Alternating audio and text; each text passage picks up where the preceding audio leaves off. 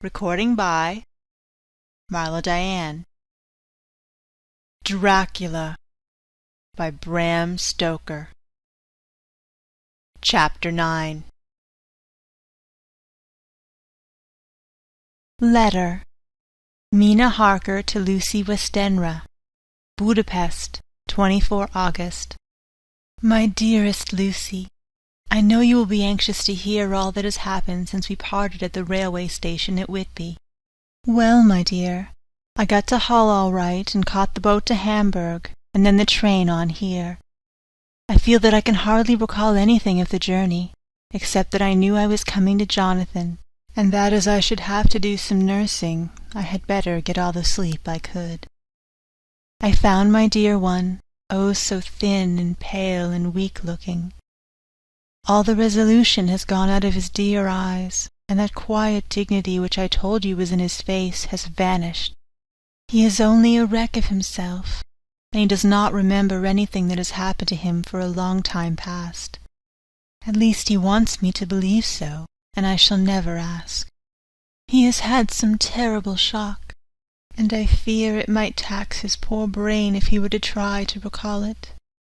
Sister Agatha, who is a good creature and a born nurse, tells me that he wanted her to tell me what they were, but she would only cross herself and say she would never tell, that the ravings of the sick were the secrets of God, and that if a nurse through her vocation should hear them, she should respect her trust.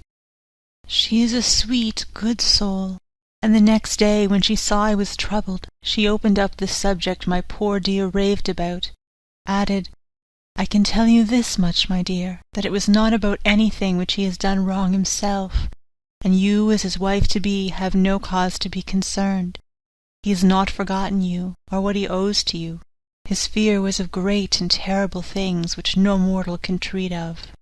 I do believe the dear soul thought I might be jealous lest my poor dear should have fallen in love with any other girl. The idea of my being jealous about Jonathan!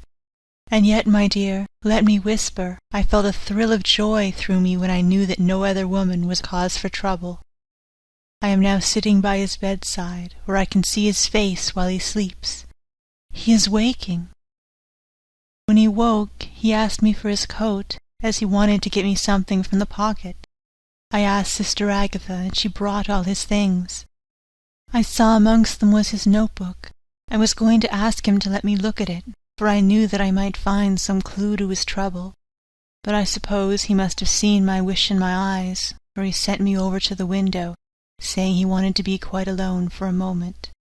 Then he called me back, and he said to me very solemnly, Wilhelmina.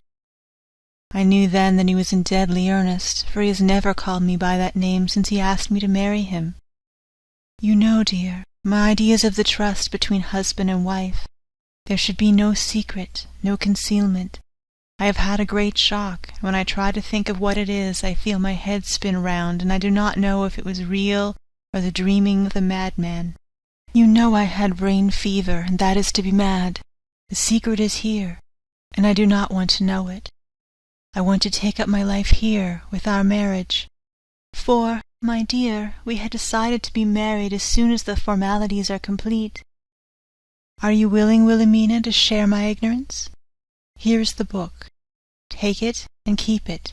Read it if you will, but never let me know unless, indeed, some solemn duty should come upon me to go back to the bitter hours, asleep or awake, sane or mad, recorded here. He fell back exhausted, and I put the book under his pillow and kissed him. I have asked Sister Agatha to beg the Superior to let our wedding be this afternoon, and am waiting her reply. She has come and told me that the chaplain of the English Mission Church has been sent for. We are to be married in an hour, or as soon after as Jonathan awakes. Lucy, the time is come and gone. I feel very solemn, but very, very happy. Jonathan woke a little after the hour, and all was ready, and he sat up in bed, propped up with pillows. He answered his "I will" firmly and strong. I could hardly speak. My heart was so full that even those words seemed to choke me. The dear sisters were so kind. Please God, I shall never, never forget them, nor the grave and sweet responsibilities I have taken upon me. I must tell you of my wedding present, when the chaplain and the sisters had left me alone with my husband. Oh, Lucy, it is the first time I have written the words my husband. Left me alone with my husband. I took the book from under his pillow and wrapped it up in white paper, and tied it with a little bit of pale blue ribbon which was round my neck, and sealed it over the knot with sealing wax, and for my seal I used my wedding ring. Then I kissed it and showed it to my husband, and told him that I would keep it so, and then it would be an outward and visible sign for us all our lives that we trusted each other, that I would never open it unless it were for his own dear sake or for the sake of some stern duty. Then he took my hand in his, and oh, Lucy, it was the first time he took his wife's hand, and said that it was the dearest thing in all the wide world, and that he would go through all the past again to win it, if need be. The poor dear meant to have said a part of the past, but he cannot think of time yet, and I shall not wonder if at first he mixes up not only the month but the year. Well, my dear, what could I say? I could only tell him that I was the happiest woman in all the wide world, and that I had nothing to give him except myself, my life, and my trust, and that with these went my love and duty for all the days of my life. And, my dear, when he kissed me and drew me to him with his poor weak hands, it was like a solemn pledge between us. Lucy, dear, do you know why I tell you all this? It is not only because it is all sweet to me, but because you have been and are very dear to me. It was my privilege to be your friend and guide you when you came from the schoolroom to prepare for the world of life. I want you to see now, and with the eyes of a very happy wife, whither duty has led me, so that in your own married life you too may be all happy as I am. My dear, please Almighty God, your life may it be all it promises. A long day of sunshine, with no harsh wind, no forgetting duty, no distrust. I must not wish you no pain, for that can never be, but I do hope you will always be as happy as I am now. Good-bye, my dear. I shall post this at once, and perhaps write you very soon again. I must stop, for Jonathan is waking. I must attend my husband. Your ever-loving Mina Harker. Letter. Lucy Westenra to Mina Harker. Whitby, 30 August. My dearest Mina, oceans of love and millions of kisses, and may you soon be in your own home with your husband. I wish you were coming home soon enough to stay with us here. The strong air would soon restore Jonathan. It has quite restored me. I have an appetite like a cormorant. Am full of life and sleep well. You'll be glad to know that I have quite given up walking in my sleep. I think I have not stirred out of my bed for a week. That is when I once get into it at night. Arthur says I am getting fat. By the way, I forgot to tell you that Arthur is here. We have such walks and drives and rides and rowing and tennis and fishing together, and I love him more than ever. He tells me that he loves me more, but I doubt that, for at first he told me that he couldn't love me more than he did then. But this is nonsense. There he is, calling to me, so no more just at present, from your loving Lucy. P.S. Mother sends her love. She seems better, poor dear. P.P.S. We are to be married on 28th September. Dr. Seward's Diary, 20 August. The case of Renfield grows even more interesting. He is now so far quieted that there are spells of cessation from his passion. For the first week after his attack he was perpetually violent. Then one night, just as the moon rose, he grew quiet and kept murmuring to himself, "Now I can wait, now I can wait." The attendant came to tell me, so I ran down at once to have a look at him. He was still in the strait waistcoat and in the padded room, but the suffused look has gone from his face, and his eyes had something of their old pleading. I might almost say cringing softness. I was satisfied with his present condition, and directed him to be relieved. The attendants hesitated, but finally carried out my wishes without protest.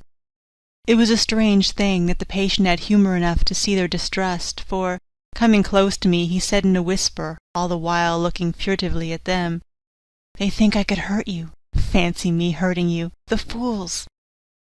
It was soothing somehow to the feelings to find myself disassociated even in the mind of this poor madman from the others, but all the same I could not follow his thought. Am I to take it that I have anything in common with him, so that we are, as it were, to stand together? Or has he to gain from me some good so stupendous that my well-being is needful to him? I must find out later on. Tonight he will not speak. Even the offer of a kitten or even a full-grown cat will not tempt him. He will only say, "I don't take any stock in cats. I have more to think of now, and I can wait, I can wait." After a while I left him. The attendant tells me that he was quiet until just before dawn, and that then he began to get uneasy, and at length violent, until at last he fell into a paroxysm which exhausted him so that he swooned into a sort of coma.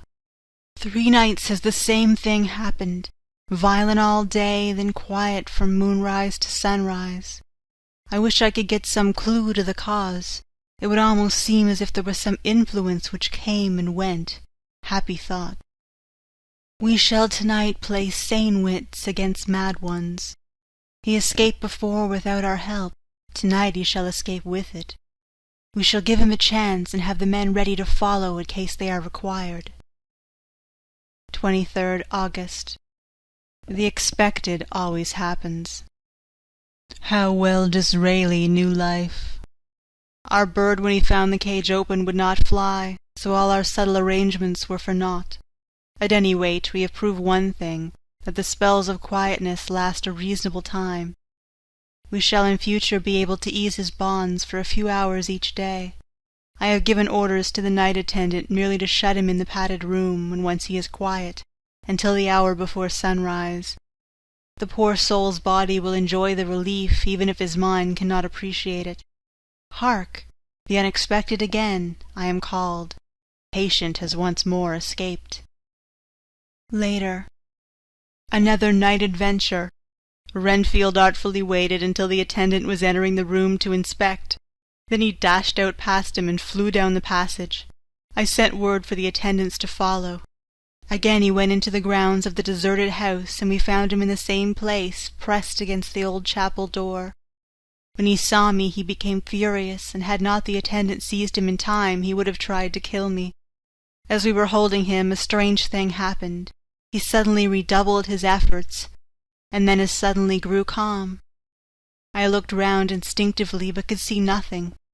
Then I caught the patient's eye and followed it, but could trace nothing as it looked into the moonlight sky, except a big bat, which was flapping its silent and ghostly way to the west.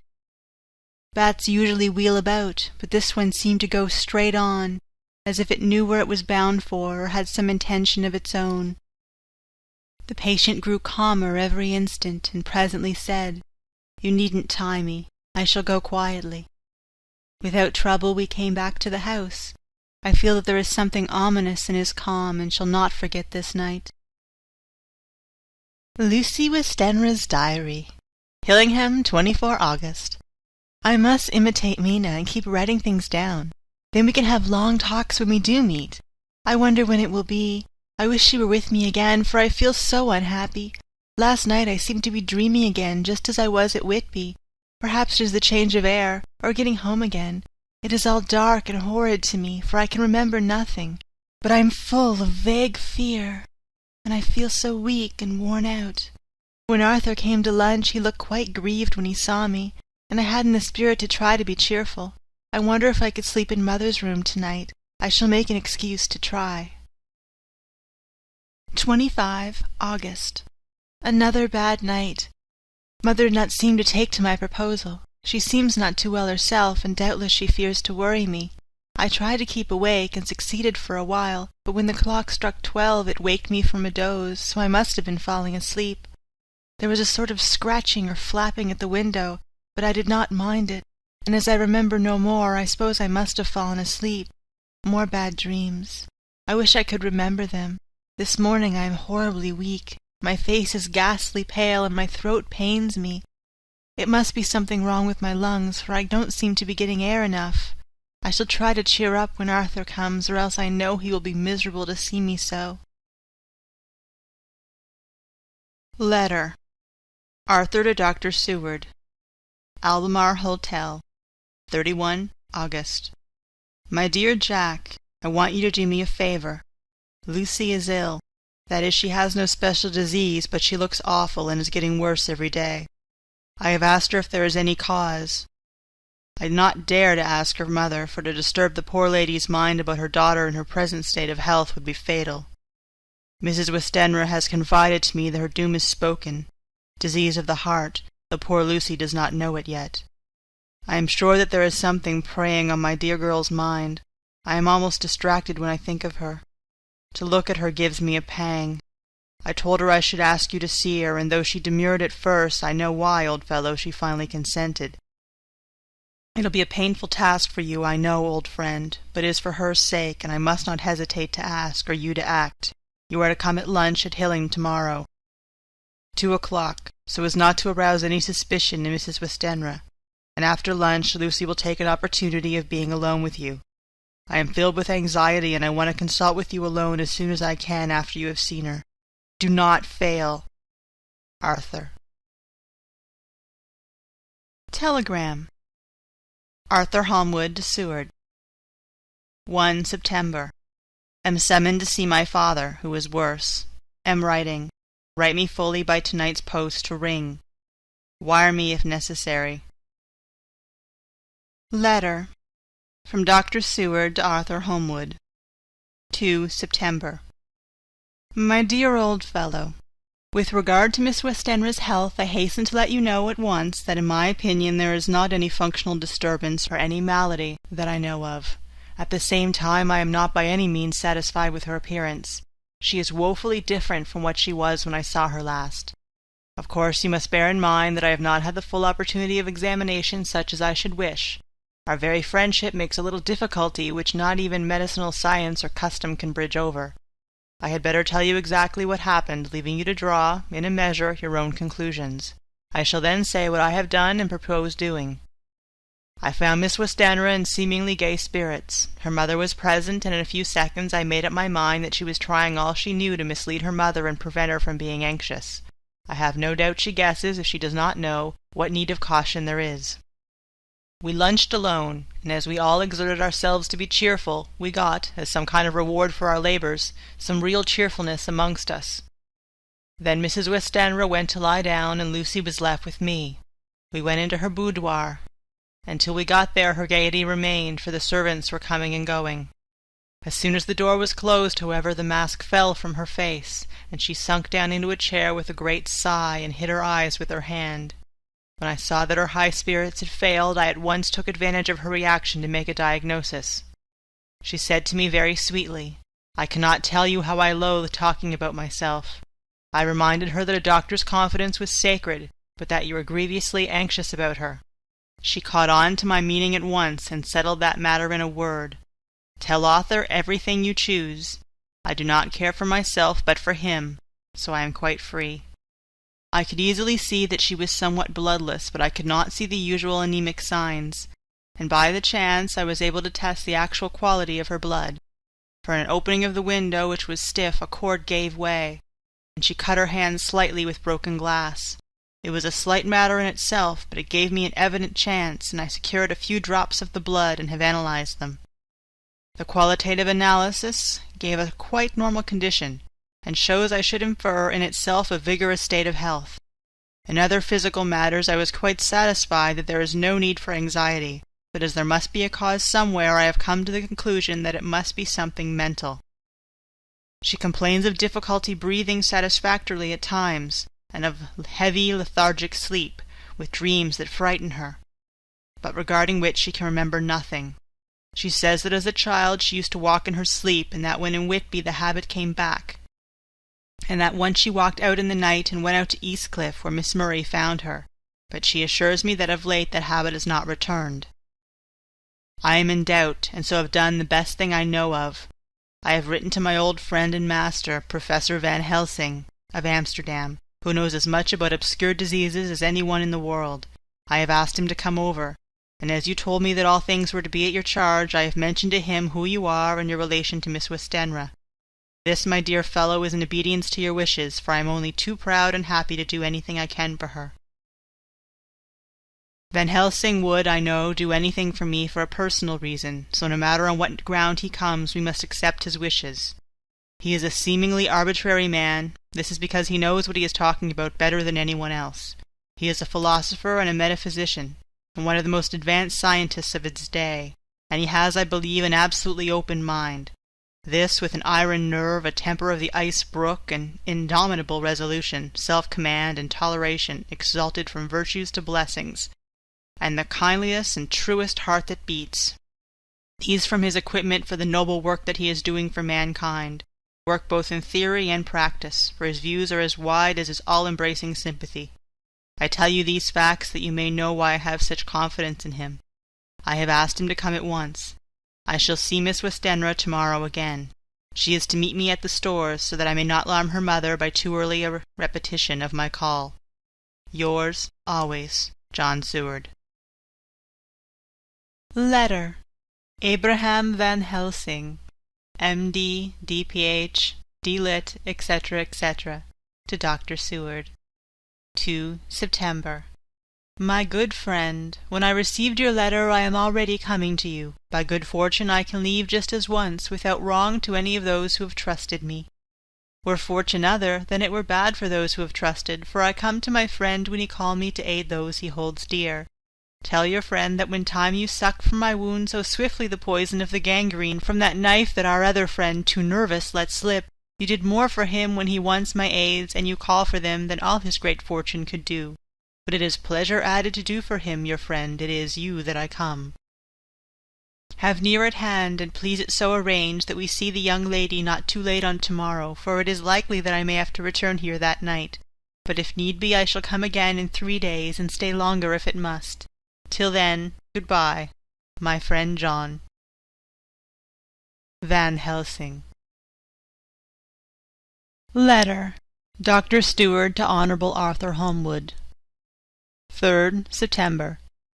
My dear Art, Van Helsing is come and gone. He came on with me to Hillingham, and found that by Lucy's discretion her mother was lunching out, so that we were alone with her. Van Helsing made a very careful examination of the patient. He is to report to me, and I shall advise you, for of course I was not present all the time. He is, I fear, much concerned, but says he must think. When I told him of our friendship and how you trust me in the matter, he said, "You must tell him all you think. Tell him what I think, if you can guess it, if you will. Nay, I am not jesting. There is no jest but life and death, perhaps more." I asked what he meant by that, for he was very serious. This was when we had come back to town, and he was having a cup of tea before starting on his return to Amsterdam. He would not give me any further clue. You must not be angry with me, Art, because his very reticence means that all his brains are working for her good. He will speak plainly enough when the time comes, be sure. So I told him I would simply write an account of our visit, just as if I were doing a descriptive special article for the Daily Telegraph. He seemed not to notice, but remarked that the smuts of London were not quite so bad as they used to be when he was a student here. I am to get his report tomorrow if he can possibly make it. In any case, I am to have a letter. Well, as to the visit, Lucy was more cheerful than on the day I first saw her, and certainly looked better. She had lost something of the ghastly look that so upset you, and her breathing was normal. She was very sweet to the professor, as she always is, and tried to make him feel at ease, though I could see the poor girl was making a hard struggle for it. I believe Van Helsing saw it too, for I saw the quick look under his bushy brows that I knew of old. Then he began to chat of all things except ourselves and diseases, and with such an infinite geniality that I could see poor Lucy's pretence of animation merge into reality. Then, without any seeming change, he brought the conversation gently round to his visit, and suavely said, "My dear young miss, I have the so great pleasure because you are so much beloved. That is much, my dear. Even there that which I did not see. They told me you were down in the spirit, and that you were of a ghastly pale. To them I say, poof!" And he snapped his fingers at me and went on. "But you and I shall show them how wrong they are. How can he," and he pointed at me with the same look and gesture as that which he pointed me out in his class, on and rather after a particular occasion which he never fails to remind me of, know anything of a young lady's. He had his madmen to play with, and to bring them back to happiness, and to those that love them. It is much to do, I know, but there are rewards in that we can bestow such happiness. But the young ladies, he has no wife nor daughter, and the young do not tell themselves to the young, but to the old, like me, who have known so many sorrows and the causes of them. So, my dear, we will send him away to smoke the cigarette in the garden, whiles you and I have a little talk all to ourselves." I took the hint and strolled about, and presently the professor came to the window and called me in. He looked grave, but said, "I have made careful examination, but there is no functional cause. With you I agree that there has been much blood lost. It has been, but is not. But the conditions of her are in no way anemic. I have asked her to send me her maid, that I may ask just 1 or 2 questions, that so I may not chance to miss nothing. I know well what she will say, and yet there is cause. There is always cause for everything. I must go back home and think. You must send me the telegram every day, and if there is nothing because I shall come again. The disease, for not to be well is a disease, interests me, and the sweet, young dear, she interests me too. She charmed me, and for her? It is not for you or disease I come." As I tell you, he would not say a word more, even when we were alone, and so now, Art, you know all I know. I shall keep stern watch. I trust your poor father is rallying. It must be a terrible thing to you, my dear fellow, to be placed in such a position between 2 people who are both so dear to you. I know your idea of duty to your father, and you are right to stick to it.